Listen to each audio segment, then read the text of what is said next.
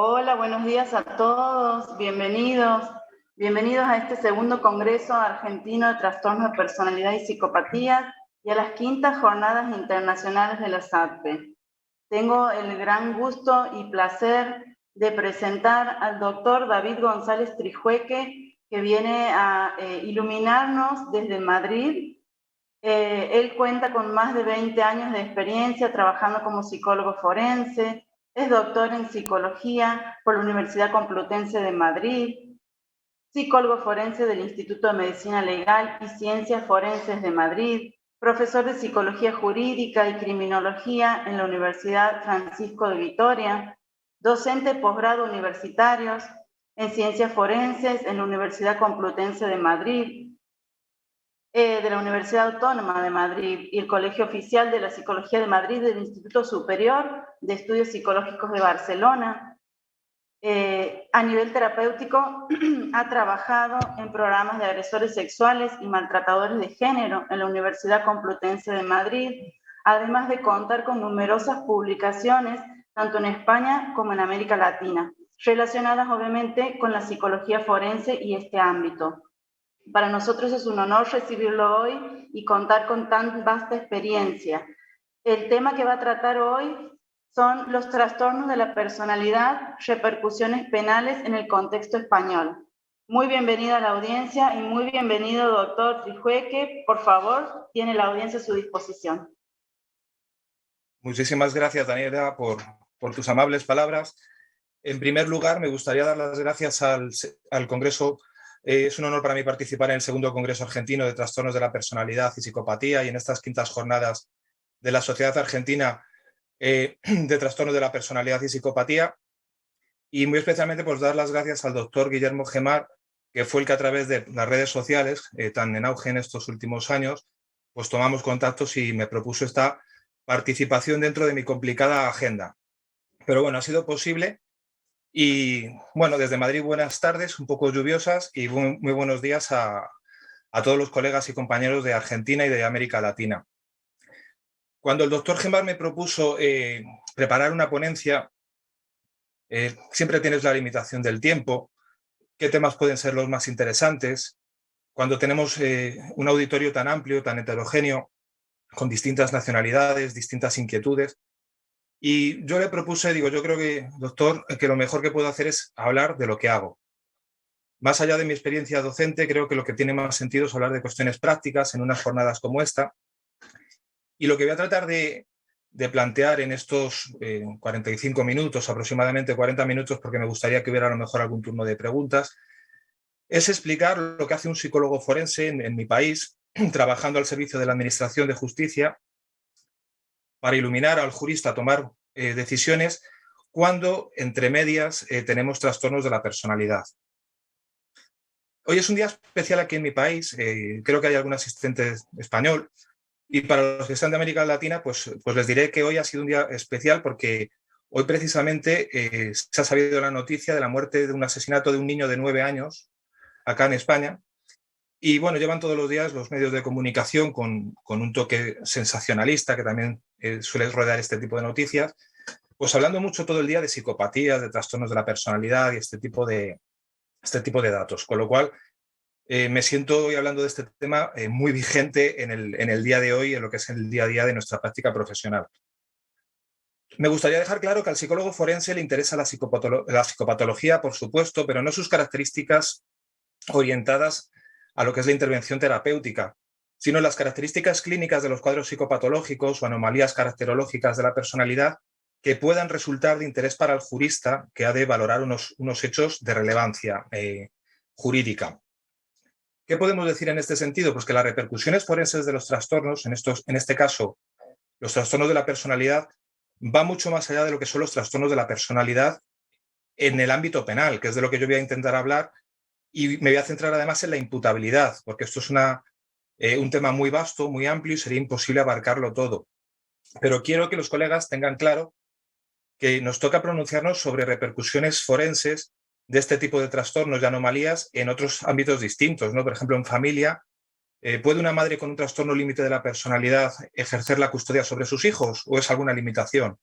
O tener un régimen de visitas, o procede con un trastorno esquizoide de la personalidad a algún tipo de incapacitación a nivel civil, o, por ejemplo, a nivel laboral, un trastorno de la personalidad puede impedir a una persona desarrollar satisfactoriamente su trabajo, o canónico que es un mundo bastante especial dentro del mundo forense. Yo me especialicé también en temas del Tribunal de la Rota, y una persona, por ejemplo, con un trastorno narcisista de la personalidad puede aceptar los bienes jurídicos del matrimonio y donarse a la otra persona de una forma sincera.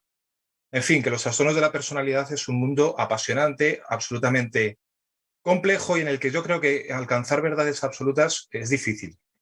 Es difícil, pero bueno, tenemos estos espacios de comunicación para seguir avanzando, y a lo mejor, por lo menos nos sirven para perseguir una utopía inalcanzable a la hora de alcanzar verdades absolutas, pero por lo menos nos sirve para seguir dando pasos juntos y avanzando. Voy a intentar hablar de 4 conceptos fundamentales a lo largo de mi exposición. Para los legos en la materia, que supongo que habrá gente que entienda más o otros que entiendan menos, voy a explicar el concepto jurídico de lo que es la imputabilidad. Hablaré también de cómo un psicólogo forense se aproxima a este tipo de casos. Veremos las características, digamos, fundamentales de los trastornos de la personalidad, que aquí entiendo que muchos de los que están aquí presentes sabrán lo mismo o más que yo. Y por último, haciendo un repaso en el contexto español, pues ver las características básicas de los principales trastornos de la personalidad a nivel de jurisprudencia, los aspectos que se tienen en cuenta, si hay algún tipo de disminución en su responsabilidad penal y qué tipo de características son de mayor interés para los profesionales del ámbito forense. Tengo que decir que me he centrado en la segunda parte de la ponencia en los trastornos de personalidad clásicos del DSM. No me quiero meter mucho en el concepto de psicopatía, porque mañana precisamente tienen la ponencia, la exposición del maestro César San Juan, que sé que se va a centrar en la responsabilidad penal del psicópata, con lo cual mañana esa parte pues, va a quedar seguramente mucho más clara, y yo lo que pretendo hacer es más una introducción de todos los demás trastornos, aunque lógicamente hablaremos también del trastorno antisocial de la personalidad, que es uno de los temas estrella que se enfrenta cualquier perito cuando abordamos este tipo de casos, ¿de acuerdo? Bueno,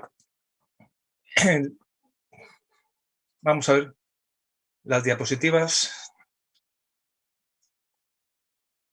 Si van avanzando, vale, perfecto. Bueno, lo primero que tenemos que saber como psicólogos, supongo que hay médicos, psiquiatras, en los peritos, cuando actuamos un perito, somos expertos que vamos a intentar ilustrar al jurista en algún tema que es de interés pericial. En este caso me voy a centrar en la imputabilidad, y la imputabilidad tenemos que tener claro que es un concepto absolutamente jurídico. A mí me preguntan como forense que haga un informe sobre imputabilidad, pero yo no puedo utilizar la palabra imputabilidad o inimputabilidad en mi informe, porque es un concepto jurídico, y a lo que me arriesgo es a que el jurista me llame la atención si me meto en su terreno. No sé cómo será en sus países, si habrá diferencias o no, pero acá en España los jueces muchas veces a los peritos inexpertos les hacen la típica pregunta trampa de ¿este sujeto es imputable o no es imputable? No debemos contestarlo, por lo menos acá en España es así. El psicólogo tiene que saber lo que es la imputabilidad, pero tiene que traducir en terminología psicológica lo que el juez espera de él. Y será el juez el que determine si es imputable o no es imputable, si corresponde a algún tipo de eximente en su responsabilidad penal o no. Hay que tener claro que para que una persona pueda ser declarada culpable de un hecho delictivo, tiene que tener capacidad de culpa. Y es básicamente lo que significa la imputabilidad.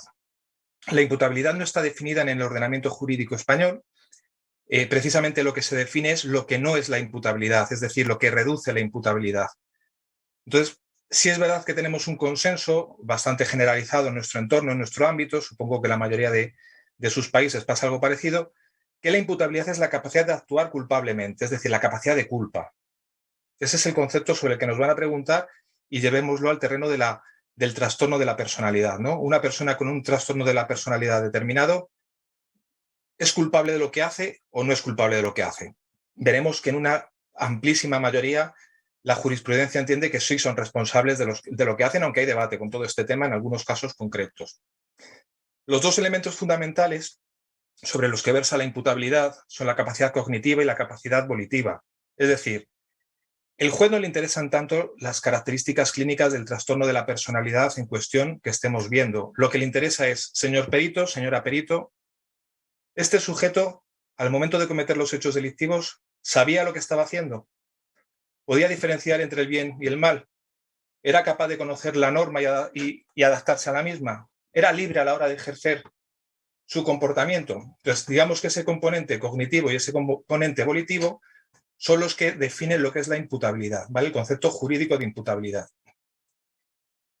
Y sobre esos dos mundos es sobre lo que el perito, en este caso el psicólogo forense, va a intentar ilustrar a su señoría y a los operadores jurídicos, a los letrados, al Ministerio Fiscal, de si la persona que tenemos delante tiene algún tipo de merma en la esfera cognitiva o en la esfera volitiva. Aquí tenemos nociones básicas, filosóficas, antropológicas, como es el libre albedrío, de pensar que la persona siempre es libre de elegir su comportamiento, en este caso el comportamiento delictivo, o tendencias también más actuales que dicen hasta qué punto somos libres de ejercer ese, digamos, ese conocimiento y ese libre albedrío. Sabrán que está últimamente muy en auge todo lo relacionado con la neurocriminología, con las bases, digamos, biológicas de los trastornos de la personalidad. Y esto es un camino que recién acabamos de empezar a recorrer todos juntos. Si ustedes me preguntaran que yo dijera con exactitud los límites psicopatológicos de la inimputabilidad, yo les tendría que decir que eso es imposible, que ojalá yo tuviera aquí en parte de mi biblioteca, que se ve aquí en la imagen, ojalá yo tuviera aquí algún manual, algún libro de alguna persona ilustrada que dijera, David, cuando te encuentres una esquizofrenia siempre va a ser el sujeto inimputable. Cuando te encuentres un trastorno distímico, tal. Cuando tengas un trastorno de la personalidad, no existe eso. ¿Vale? Hay que estudiar caso por caso y al final lo que se va haciendo, en el contexto español desde luego se ha sido de una forma muy clara, es que el Tribunal Supremo, el máximo organismo en competencia jurídica en mi país, es el que va sentando caso por caso, digamos, los criterios a las entidades clínicas concretas. Establecer unas reglas rígidas, cerradas o inamovibles no tiene sentido en estos casos por la gran variedad que hay, tanto delictiva como clínica, de este tipo de sujetos, ¿de acuerdo? Y tenemos que tener muy claro que hay veces que a la gente se le olvida que estamos valorando una persona con una psicopatología o con una anomalía en su estructura de personalidad de base, en este caso, en un trastorno de la personalidad, pero siempre en relación a unos hechos concretos. Es decir, a lo mejor una persona con un trastorno por dependencia de personalidad puede tener algún tipo de reducción en su capacidad de culpa si actúa como colaborador necesario en un hecho delictivo, en una estafa, por ejemplo. Estoy acordando de un caso de hace unas semanas. Sin embargo, a lo mejor esa misma persona, si mañana va a un centro comercial y roba un ordenador portátil, posiblemente no tiene ningún tipo de relación el hecho delictivo con su personalidad, ¿no? Entonces, patología y hechos concretos es lo que nos va a pedir el jurista. Fíjense que en mi país y lo que está definido es la inimputabilidad, no la imputabilidad, ¿vale? Y es el Código Penal, ahí tienen básicamente los artículos, sé que esto no les interesa los artículos en sí, pero sí quédense con el color rojo, con el color azul y con el color verde, ¿vale? El color rojo, el inimputable, el sujeto inimputable, la persona que no tiene capacidad de culpa. Esto está sobre todo más relacionado con la psicosis. ¿Qué dice el Código Penal español? El sujeto que al momento de cometer el supuesto hecho delictivo, tenga anuladas, esa es la palabra mágica, anuladas, su capacidad cognitiva y o volitiva en relación a los mismos. Es decir, para que el jurista declare a una persona que comete un hecho delictivo que es inimputable, tiene que tener anulada o su capacidad de conocer o su capacidad de adecuar su comportamiento a dicho conocimiento. Si eso es así, si el juez, el tribunal, considera que una persona es inimputable, no va a prisión el sujeto, va a un centro psiquiátrico, un psiquiátrico penitenciario. Vamos al azul, semi-imputable. Si una persona es declarada semi-imputable, lo que dice el Código Penal, de forma sencilla, es que la persona tiene que tener menoscabada gravemente sus capacidades cognitivas y o volitivas. Es decir, mientras en el primer nivel rojo hablábamos de anulación, en el segundo nivel azul estamos hablando de un grave menoscabo, una grave afectación.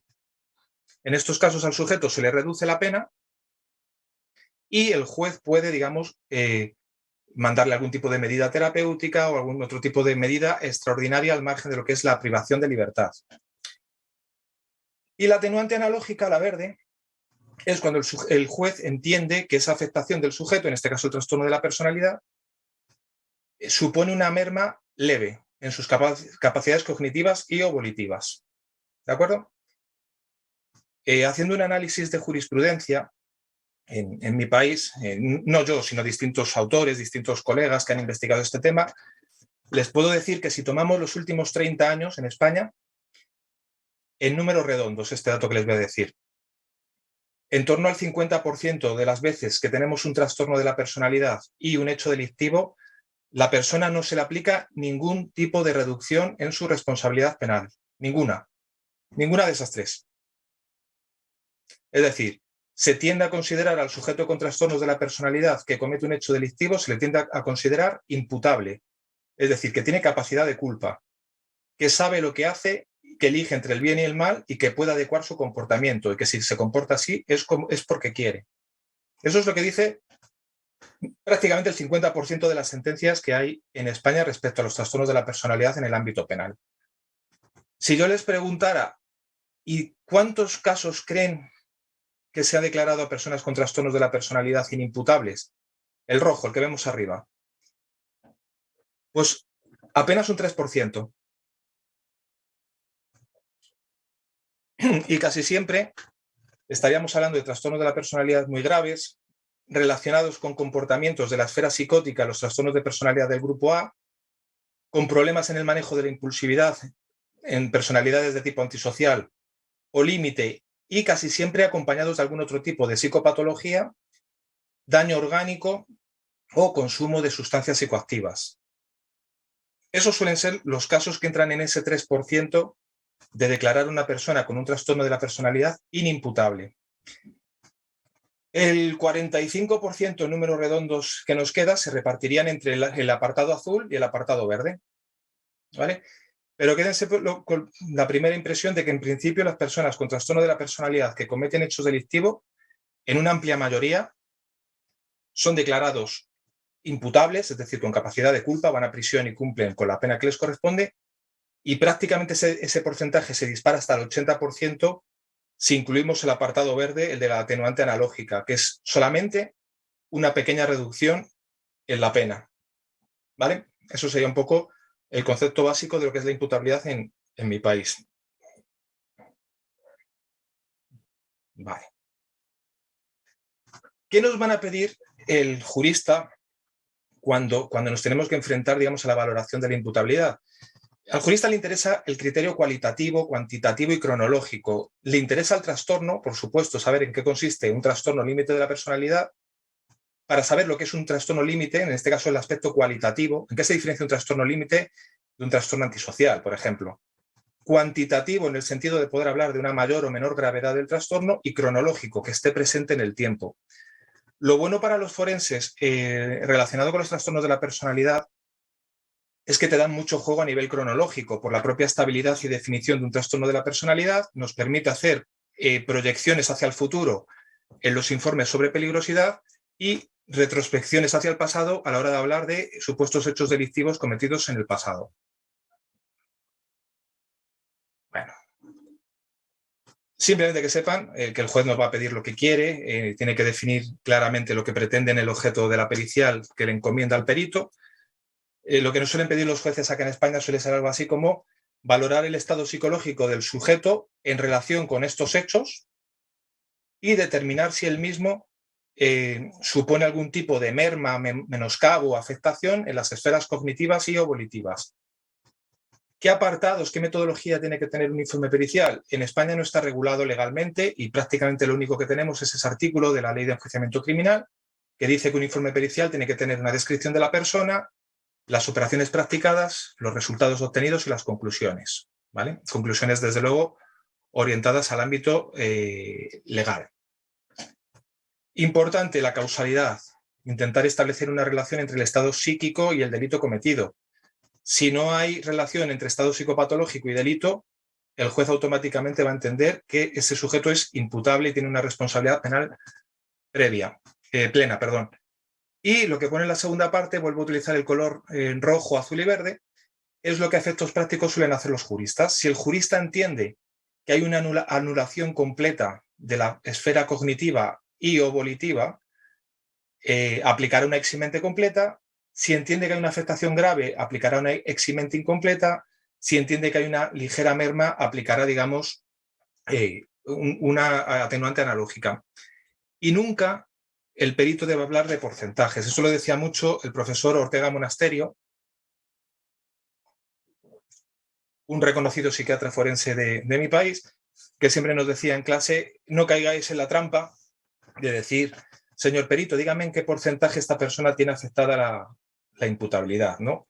Ojalá tuviéramos una calculadora y yo metiera una serie de datos y dijera, pues esta persona con un trastorno narcisista de la personalidad es imputable al 88%. Ojalá, pero no funciona así, ¿vale? Con lo cual, con que el perito sea capaz de hacer unas estimaciones que le ayuden al jurista a tomar una decisión, bienvenido sea. El forense no deja de ser un nexo de unión entre el mundo jurídico y el mundo clínico, ¿vale? Al jurista no le interesa, como decía antes, las definiciones clínicas. Para eso están los clínicos, los psiquiatras en el ámbito clínico, los psicólogos sanitarios, los psicólogos especialistas en psicología clínica. El juez necesita un forense, necesita un perito que le traduzca ese mundo clínico con unos hechos de relevancia jurídica concreta. ¿Y cómo funcionamos a la hora de hacer este tipo de valoraciones? Pues intentamos, partiendo de un nivel descriptivo y aplicando una metodología multimétodo y multifuente, es decir, utilizando distintos métodos de evaluación, distintas fuentes de información, que nos permitan aumentar la validez convergente de nuestros datos de evaluación y alcanzar unas conclusiones periciales mínimamente asumibles desde el punto de vista, digamos, pericial. Empezamos muy descriptivos los informes, nos vamos metiendo más en valoraciones, en inferencias. De lo clínico pasamos a lo forense. Eso es lo que le va a interesar siempre al jurista dentro de un modelo hipotético deductivo. Siempre que yo tengo que valorar a una persona, parto de una hipótesis y mi primera hipótesis de trabajo es la persona que tengo delante es normal en términos patológicos. Ya veremos luego lo que vamos encontrando durante la exploración, una vez que analizamos documentación o todo lo que, digamos, conlleva la pericia en sí misma. Bueno. Es una categoría, los trastornos de la personalidad, como bien saben, es una categoría muy debatida en el ámbito científico y la jurisprudencia y la interpretación de los juristas no es menos. Se les ha acusado a veces a los juristas españoles en este caso, supongo que esto es extendible, de que a veces son vacilantes o contradictorios en las interpretaciones que hacen. Pero es que es muy difícil establecer unas normas generales respecto al concepto de trastorno de la personalidad en el ámbito jurídico. En principio, lo que decía, presentan normalmente una responsabilidad penal, en ocasiones puede estar disminuida y excluida en contadísimos momentos. La forma de pensar, muchos de los juristas, yo creo que recoge esa frase que está destacada en rojo en la parte baja de la diapositiva. Esa frase es de Robert Hare, ya saben, uno de los mayores expertos en psicopatía, porque claro, si empezamos a afirmar que hay algo anormal en este tipo de personas, empezamos a atenuar la gravedad de sus crímenes. Ese es un poco el temor que tienen los juristas. Acá, por ejemplo, en mi país, hace unos años, tuvimos un crimen cometido por un sujeto brasileño en la provincia de Guadalajara. La provincia de Guadalajara es colindante con Madrid, está a unos 50 kilómetros de Madrid capital, y fue un crimen terrorífico de un sujeto que asesinó a toda su familia y prácticamente lo estuvo retransmitiendo en directo, a través de WhatsApp, a través de grabarlo. Se recreó en todo, lo tenía perfectamente organizado. Asesinó a sobrinos que eran menores de edad, asesinó a su cuñada y asesinó a su otro familiar, creo que era un hermano, ¿vale? Claro, esta persona huyó de España, le detuvieron en Brasil, luego lo trajeron a España de vuelta y está cumpliendo una condena de prisión permanente revisable, que es algo así parecido a cadena perpetua, para que nos entendamos. Esa persona se intentó defender diciendo un psiquiatra forense a nivel privado que es que la química cerebral de este sujeto era peculiar, era distinta. Pero claro, lo que afirmaron al final los jueces en su sentencia es decir, pero es que, señor psiquiatra, no tenemos todos una química distinta, no hay dos cerebros iguales, ¿no?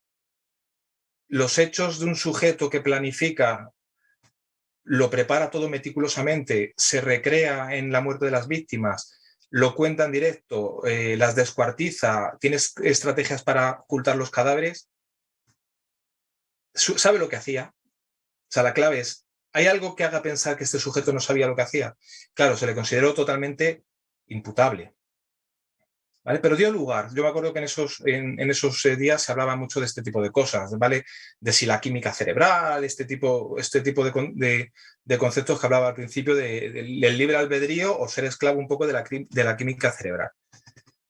En España, si echamos un vistazo, el código vigente que tenemos penal es del año 1995. En el anterior se hablaba del concepto enajenado y, claro, considerar una persona con un trastorno de la personalidad un enajenado mental era una rareza absoluta. De hecho, hasta el año 95 solamente hay 2 sentencias en España que consideren a un trastorno de la personalidad enajenado mental. Sin embargo, a partir de la reforma del año 95, el Código Penal actual, digamos que se abre la caja de Pandora en el sentido de que cualquier anomalía o alteración psíquica podría dar lugar a una reducción de la responsabilidad criminal. Claro, en esa etiqueta genérica de cualquier anomalía o alteración en el psiquismo podrían entrar, lógicamente, los trastornos de la personalidad, ¿vale? Con lo cual, ahí, a partir del 95 empiezan a tener mucha mayor relevancia. Fíjense que en España fue en el año 1935 la primera resolución del Tribunal Supremo que habla del concepto de psicopatía.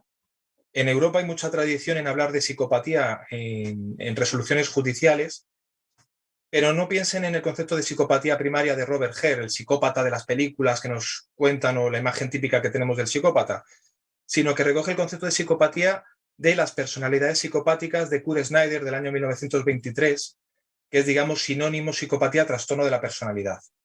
¿Vale? Dentro de ese libro de Kurt Snyder del año 23, obra que es muy recomendable, lo que nosotros a día de hoy entendemos por el psicópata, Kurt Snyder hablaba de él como el psicópata desalmado, era el concepto que utilizaba, ¿no?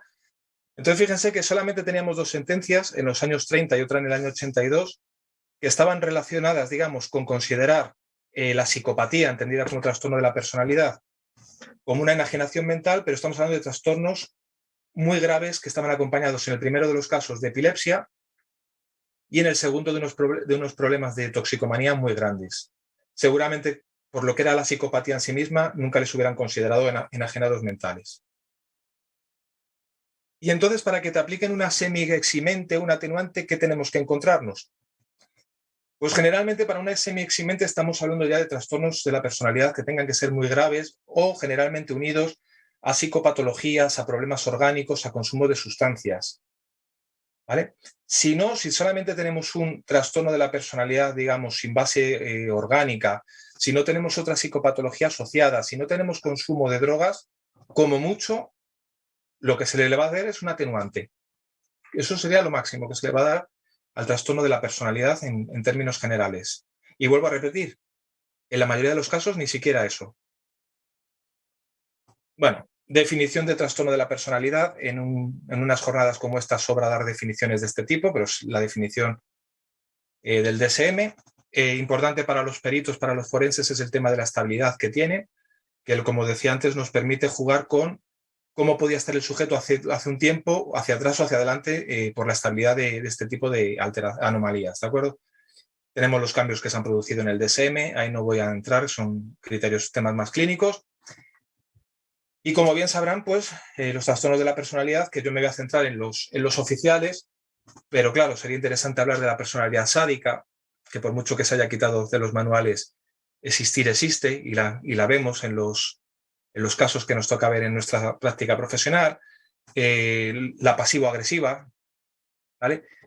La psicopatía, ya saben que la psicopatía en sí misma no está en los criterios, digamos, del DSM, con lo cual yo me voy a centrar en los típicos del DSM, los trastornos de personalidad del clúster A, sujetos raros, excéntricos, extraños, extravagantes, paranoide, esquizoide, esquizotípico, los del clúster B, sujetos dramáticos, emotivos, inestables, límite, histriónico, narcisista, antisocial, y los del clúster C, sujetos más bien temerosos, por dependencia, obsesivos o ansios evitativos, ¿no? Son las típicas.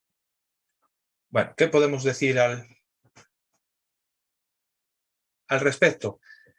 Pues que al jurista las características clínicas de este tipo de alteraciones caracterológicas, insisto, no es lo que más le interesa. Lo que le interesa es, señor perito, este trastorno que usted está diagnosticando, no voy a poner en duda, ni siquiera a veces ponen en duda que lo tengan o que no lo tengan, pero anula, menoscaba sus capacidades cognitivas y volitivas. Entonces, en estos casos, luego en el interrogatorio del perito, pues nos van a preguntar casi siempre por todo eso. ¿Tiene alterado o afectado su nivel de conciencia? ¿Cómo era su atención? ¿Cómo es la percepción de este tipo de sujetos? La orientación, la memoria, el pensamiento, la voluntad, la afectividad, los procesos básicos. Lógicamente, nosotros en las exploraciones psicopatológicas, cuando tenemos delante un sujeto de este tipo, pues sabemos que muchas veces son capaces de engañarnos totalmente, sobre todo personalidades de tipo psicopático, ¿no? Yo siempre le digo a mis alumnos aquí en España que creo que hay dos tipos de psicólogos forenses. A los que nos han engañado, entre los que yo me incluyo, y a los que os van a engañar. ¿Vale? Sería, yo creo, muy pretencioso por mi parte pensar que nunca me han engañado en una entrevista, ni mucho menos en una evaluación pericial. Sobre todo porque damos con sujetos que son muy difíciles de evaluar cuando no tienen interés o cuando quieren, digamos, dificultar una evaluación por razones obvias. O sea que en ese sentido tenemos que ser cuidadosos. En términos generales, estamos hablando de que son imputables y tienen especial relevancia cuando tenemos elementos psicóticos en la personalidad, es decir, los sujetos del clúster A, o problemas de impulsividad. Los del clúster B con mucha relevancia del trastorno límite de la personalidad y el trastorno antisocial de la personalidad. Tenemos que tener en cuenta que el perito no es quien, al perito no le corresponde valorar los hechos, para eso está el juez. ¿Vale? Yo voy a poner un ejemplo para que me entiendan lo que quiero decir. Yo me acuerdo de un sujeto que tendría 25, 26 años, estaba en prisión, en grado 1. Un grado 1 en España son los presos más peligrosos, que no los dejan relacionarse ni con el resto de los presos. Y bueno, contado muy brevemente, era un sujeto que había estado más de la mitad de su vida privado de libertad, ya desde pequeño. O sea, desde que era niño ya era víctima de estar en la calle, de estar en peleas constantes. Bueno, era un trastorno antisocial con piernas. O sea, el diagnóstico en este caso era muy fácil. Era un trastorno antisocial de la personalidad de libro, sobradamente documentado y nadie ponía en duda la etiqueta diagnóstica. Ahora bien, ¿qué le pasó a este sujeto? A mí me tocó valorarlo con un compañero por un homicidio consumado y otro homicidio en grado de tentativa. Iba con una pareja, como decía él, una de mis 7 novias, y se metió en una pelea con una banda de latinos, eran personas, me parece que eran de la República Dominicana, tenían una historia de enemistad de larga duración. El sujeto que a mí me tocó valorar era un sujeto de ideologías nazis, ¿vale? Con mucho racismo, mucho tema de odio, y bueno, pues se metió en una pelea con 7 personas, ¿vale? Mi peritado llevaba, parece ser, un arma blanca, que nunca apareció, pero a un sujeto directamente le atravesó un pulmón y murió prácticamente en el acto, y a otro prácticamente también lo mató. Él también resultó gravemente herido en la pelea, pero era una persona contra 7. Bueno, la versión que nos daba él en la entrevista es que, claro, se habían metido con su novia, con su pareja, y que él en esa mente machista que él tenía, esos ideales que él tenía, él no puede tolerar que 7 personas latinoamericanas le dijeran a su novia, mamita, te vamos a hacer un bombo. Entonces él dice que le provocaron. La versión de los 7 sujetos con los que se peleó era totalmente distinta. Este sujeto es un provocador, es un neonazi, es un fascista que no tolera a los extranjeros y en cuanto nos ve busca pelea, y lo que quería era impresionar a su pareja. Supongo que tienen ustedes claros que yo en mi metodología de trabajo la bola de cristal no la manejo, y yo es imposible que yo sepa si la versión de uno o la versión de los otros es la cierta. No lo sé. Lo que sí le tuve que explicar yo al tribunal, en este caso fue la Audiencia Provincial de Madrid, es, señoría, este sujeto tiene un trastorno de la personalidad que funciona así, se lo tuve que explicar, ¿no? Con una impulsividad marcadísima.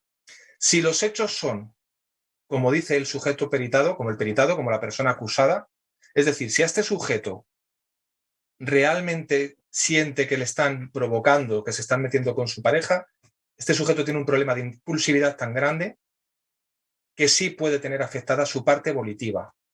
Él sabe que no está bien, pero él no puede controlar su comportamiento. Ahora bien, si la versión correcta es la de las otras personas, este sujeto sabía perfectamente lo que hacía.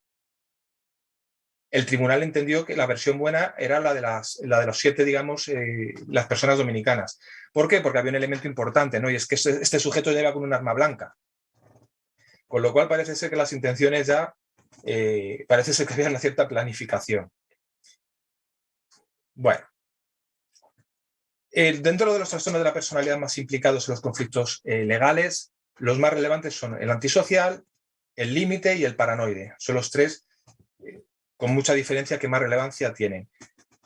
Y dentro de ellos el trastorno límite de la personalidad es el que es susceptible, por tener una mayor base biológica, por lo menos demostrada, de que te apliquen algún tipo de modificación en la responsabilidad penal. O sea, el trastorno límite de la personalidad es el que si lo tienes y los hechos están relacionados, digamos, con esa impulsividad propia de un trastorno límite, te reduzcan algo la imputabilidad. Y luego está el tema de las personalidades psicopáticas, que como antes decía, se lo dejo para mañana con el maestro César San Juan, que va a hablar de ello.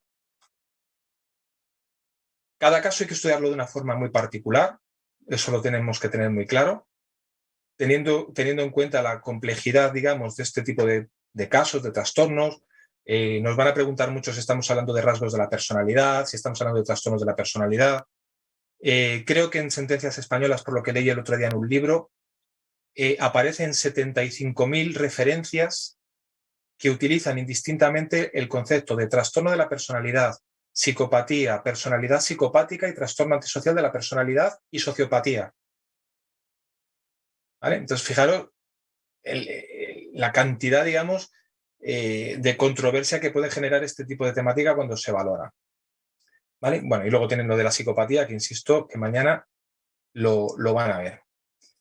Desde el prisma dimensional, el narcisismo, el paranoidismo, el no regular bien la ira y la impulsividad parece que son los 4 rasgos fundamentales a la hora de explicar los hechos delictivos violentos. Cuando hay violencia interpersonal, estos 4, digamos, rasgos, que lo podemos encontrar en distintos trastornos, son los fundamentales a la hora de que el juez entienda que aquí puede haber algún tipo de afectación.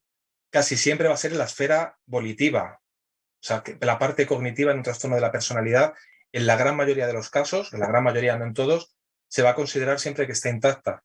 ¿Dónde no puede estar a lo mejor intacta? En los trastornos de la personalidad del clúster A y, por ejemplo, en el clúster B, una persona con un trastorno límite de la personalidad sometida a una situación de mucho estrés sí puede llegar a tener hasta episodios disociativos, por ejemplo, y verse la parte cognitiva afectada. Bueno, para ir terminando, características fundamentales de los trastornos de la personalidad. El grupo A es menos violento que el B, pero es verdad que cuando aparece tiene una violencia muy grave. Cuando un esquizoide, cuando un paranoide, cuando un esquizotípico tiene un episodio de violencia, suelen ser episodios muy explosivos, ¿de acuerdo? Y eso también pasa con el grupo C, que en principio son poco violentos, en principio, pero cuando cometen algún hecho delictivo también pueden actuar a forma, digamos, de explosión porque se sienten abandonados por su rigidez en un obsesivo compulsivo. Con lo cual, los que más delinquen o los que más afectación tienen, digamos, general es el grupo B, sobre todo límite, también narcisista tiene mucha relevancia y especialmente antisocial, pero ojo al clúster C y al clúster A, que aunque delinquen menos, cuando delinquen suelen ser muy, muy violentos y muy explosivos, digamos, los episodios que tienen. El paranoide, bueno, pues como bien sabemos, la hipersensibilidad, su suspicacia, el hecho de que atribuyan a los demás actitudes o malas intenciones, que interpreten todo, digamos, de una forma maliciosa, pues hace que, claro, que puedan resultar conflictivos. Cuando actúan suelen ser hechos premeditados, con alevosía. Suele haber un componente prodrómico anterior al homicidio, sobre todo cuando son ya hechos tan graves. Y también se suele identificar en estos sujetos, revisando la jurisprudencia, circunstancias estresantes previas. Algún tipo de desencadenante que hace que la persona se descompense más y termine cometiendo un hecho delictivo violento. Se pueden basar en la venganza, la vergüenza, los sentimientos, digamos, de humillación, los celos. Suelen actuar de forma solitaria y justifican su conducta violenta por lo que no suele haber nunca arrepentimiento. En el contexto legal se les conoce habitualmente como litigantes o querulantes y son muy peleones si perciben de una forma real o imaginaria un ataque o una provocación. ¿Vale? El sujeto paranoide sí es susceptible de meterse en problemas legales con cierta facilidad. ¿De acuerdo? El esquizoide es menos habitual, muchísimo menos habitual que tenga problemas con la justicia. Hace unos años yo hice una revisión de jurisprudencia con la doctora María Penado, que ya sabe mucho sobre estos temas, y en principio las conclusiones a las que llegábamos revisando jurisprudencia es que son sujetos que no suelen ser violentos. El esquizoide no suele ser una persona violenta en sí misma, pero cuando actúa de forma violenta es muy explosivo. Acumula, digamos, esa energía, esos resentimientos, y esos resentimientos hacia los demás hace que a veces no tengamos claro cuáles son, digamos, los desencadenantes externos que hay, digamos, detrás. No suele tener antecedentes penales, la víctima puede tener unas características de no ser conocida y la conducta violenta se caracteriza por una elevada, digamos, carga emocional y cosificación de la víctima propia del esquizoidismo de este tipo de personalidades. ¿Vale? El estrés, la molestia, la incomodidad, ¿vale? Sabemos que el esquizoide vive en su mundo cerrado, no quiere tampoco relacionarse, no lo echa de menos, él está cómodo. Si él siente, digamos, que se ve, digamos, provocado dentro de ese mundo esquizoide, pues puede, digamos, sentirse provocado y por eso actúa, digamos, de manera desproporcionada cuando lo hace. Pero insisto, no suelen ser sujetos violentos los trastornos esquizoides. En cuanto a los trastornos, tengo una pregunta en el chat.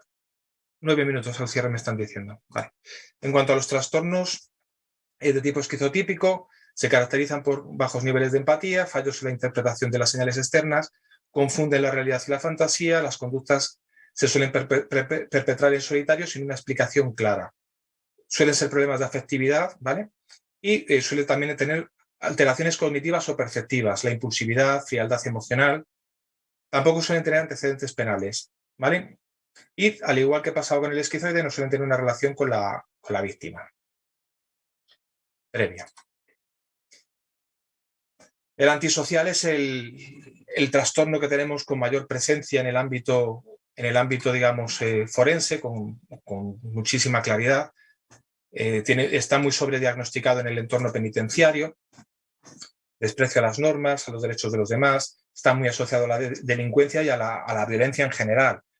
Baja empatía, baja tolerancia a la frustración, búsqueda de emociones, tendencia al aburrimiento, a la impulsividad. Estos sujetos sí suelen tener antecedentes penales. El sujeto que hoy ha cometido el asesinato del niño que comentaba al principio tiene toda la pinta de, por lo que han estado diciendo, aparte de tener parafilias y temas sexuales, pero de tener un trastorno antisocial de base. La conducta violenta a veces puede ser gratuita, de tipo reactivo, a veces búsqueda de sensaciones, instrumental. Aquí tendríamos un debate sobre lo que es el trastorno antisocial de la personalidad, la sociopatía, la psicopatía. Entramos, digamos, en todo ese mundo que ha generado mucha bibliografía. Y pongo al final el TDAH porque en España en los últimos años, muy recientemente, estoy hablando de los últimos 2-3 años, se está abriendo una nueva interpretación a nivel de los jueces de este tipo de trastorno, porque están viendo que a la vista de la alta comorbilidad que existe en tener un TDAH, un trastorno disocial y luego un trastorno antisocial de la personalidad, están valorando a personas que han sido condenadas y cumplen criterios también para un trastorno de déficit de atención con hiperactividad. Entonces se está planteando el mundo jurídico decir, bueno, pero es que en el TDAH sí damos por hecho que la parte volitiva puede estar afectada. ¿Por qué damos por hecho que en el TDAH somos más generosos a la hora de entender que hay una afectación en lo volitivo y en el trastorno antisocial de la personalidad tendemos más a culpabilizarlos desde el principio? ¿No? Es un debate que se está abriendo en los últimos meses en mi país. El trastorno límite también de mucho interés a nivel pericial, se caracteriza por la impulsividad, la falta de regulación emocional, muy asociado al consumo de sustancias, la pobre identidad. Y en este caso la violencia suele ser reactiva con el objetivo de eliminar algún tipo de tensión, puede darse en forma de autoagresión, de heteroagresión, el abuso de sustancias lo complica lógicamente todo. Los antecedentes penales pueden aparecer, es verdad que no tanto como en el ámbito antisocial, pero también pueden aparecer. Y la víctima suele ser conocida y muchas veces relacionada con la esfera, digamos, afectiva de la persona, ¿no? Son comportamientos impulsivos, con explosión emocional, con arrepentimiento a veces posterior, y puede haber una percepción real o imaginaria en el abandono, y eso muchas veces es lo que lo que incita, digamos, al comportamiento delictivo. Trastorno narcisista, la arrogancia, son muy sensibles al rechazo, dificultad para reconocer sentimientos ajenos, suelen acompañar como rasgos en primarios en antisocial y en psicópatas, suelen también, digamos, cometer hechos delictivos con personas conocidas y no suelen tener antecedentes penales. La conducta violenta en este caso suele ser emocionalmente fría y producto, digamos, de una herida narcisista. Es un narcisismo. Ya saben que en la psicopatía el componente narcisista, el componente antisocial, todo lo que es el clúster B está muy presente. El histriónico, poca relevancia en cuanto a la actividad delictiva.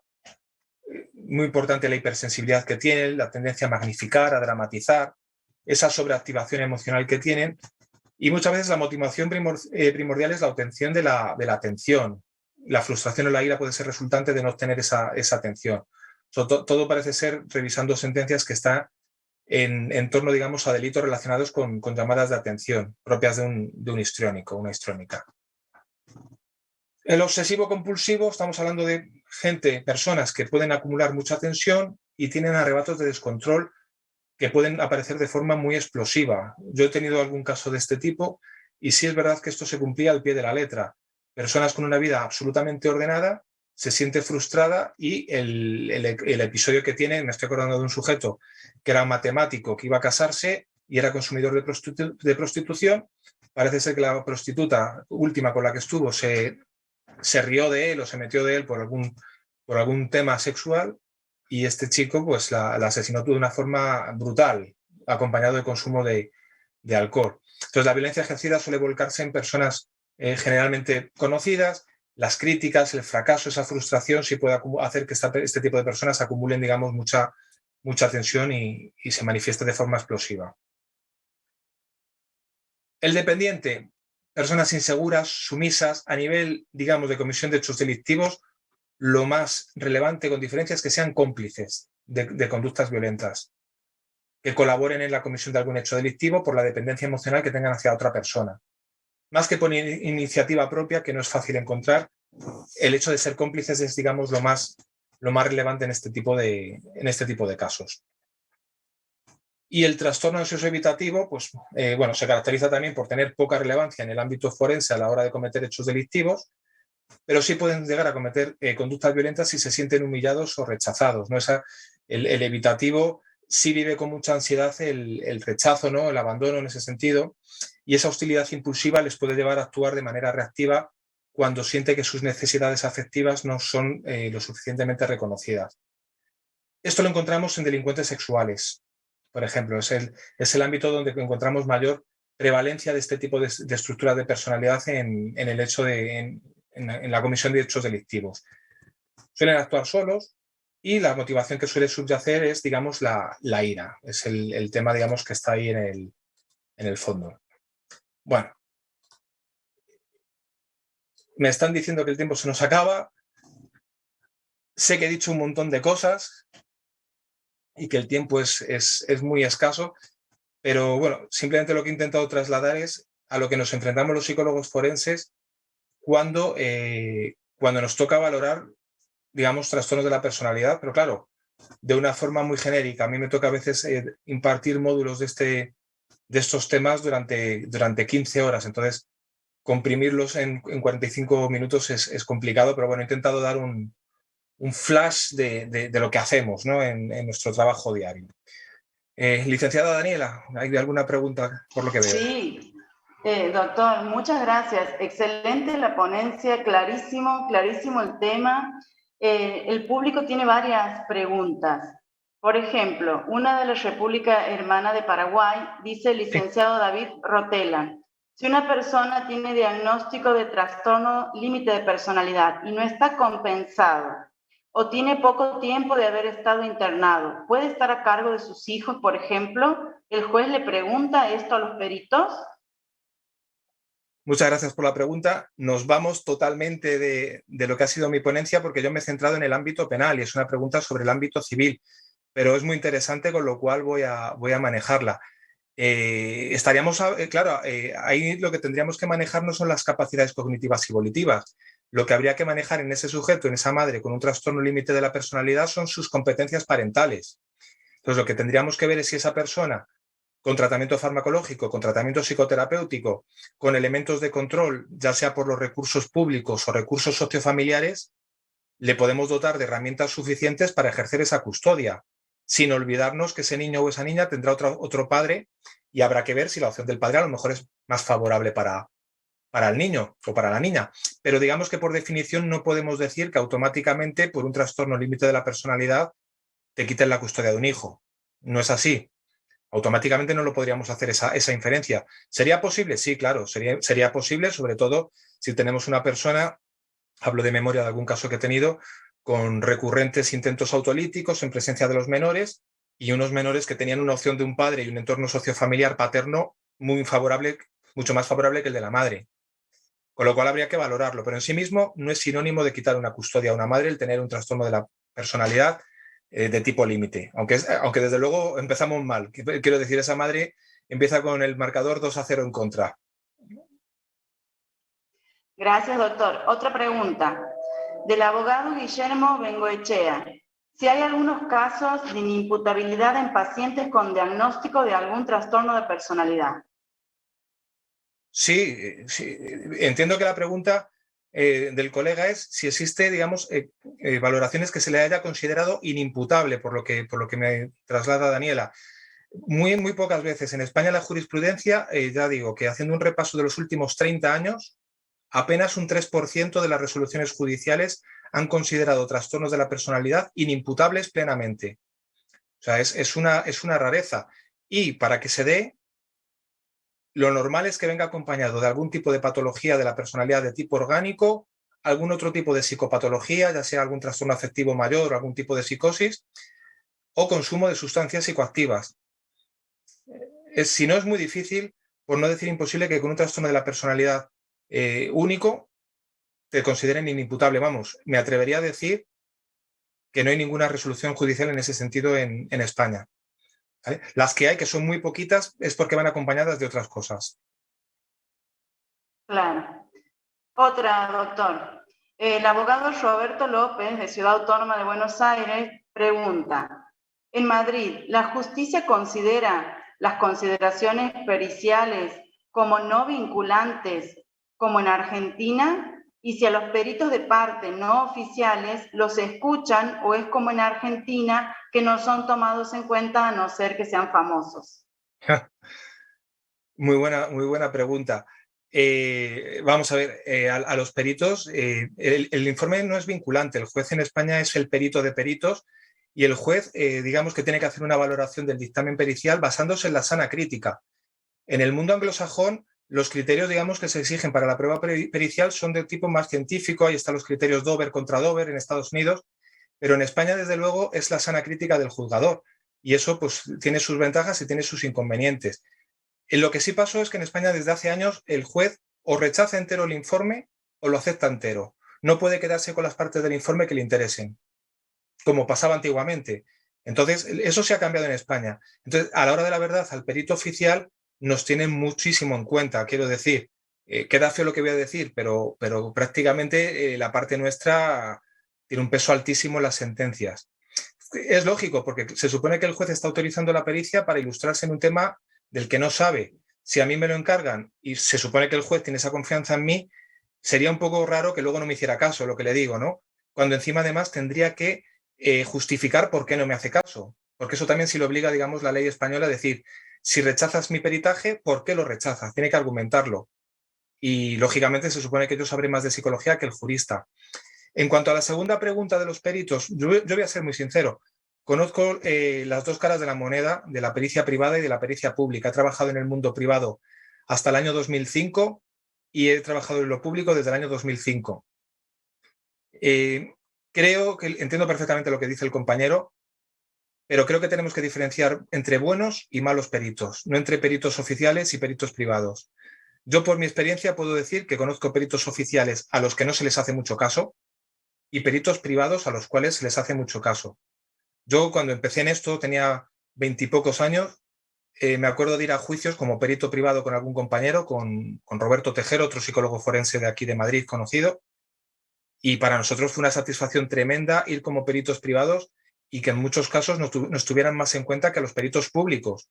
Yo a día de hoy, después de más de 20 años dedicándome a esto, me doy cuenta que como perito oficial es muy difícil que no me hagan caso. Pero sí, yo creo que un buen perito privado, se hace bien su trabajo, sí se le tiene en cuenta y sí se le tiene en consideración.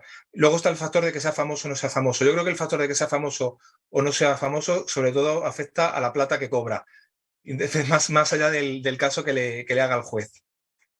Totalmente de acuerdo. La última pregunta, doctor.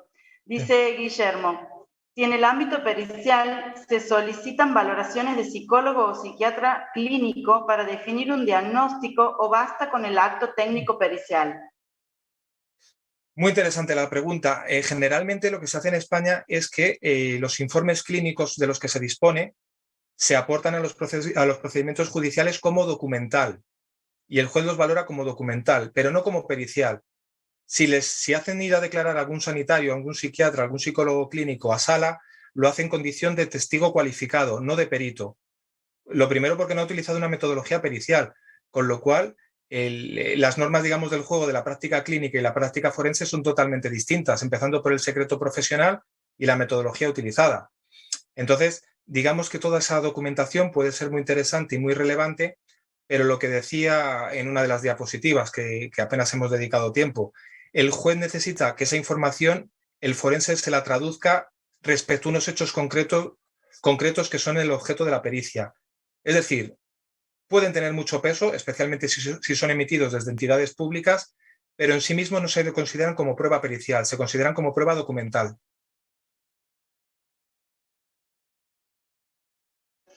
Muchas gracias, doctor. Excelente la explicación. Realmente un placer escucharlo. Así que, bueno, le quiero dejar estos últimos minutos para que usted se despida, porque la verdad ha sido hermoso y muy nutritivo escucharlo. Muchísimas gracias, Daniela. Insistir en los agradecimientos para los organizadores, los auspiciadores de las jornadas. Gracias a los asistentes y que vaya bien el día de hoy, lo que queda, y el día de mañana. Y sobre todo mucho ánimo en estos tiempos tan difíciles que nos han tocado vivir a todos y que estos temas de online pues dentro de poco se solucionen y conozca de una dichosa vez Buenos Aires, que lo tengo pendiente desde hace mucho tiempo. Estuve por allá cerca de Montevideo hace unos años, pero me queda Buenos Aires. Así que un saludo desde Madrid y que vaya todo bonito. Muy bien, muchísimas gracias. Hasta Gracias, luego. Daniel. Saludos a nuestro público.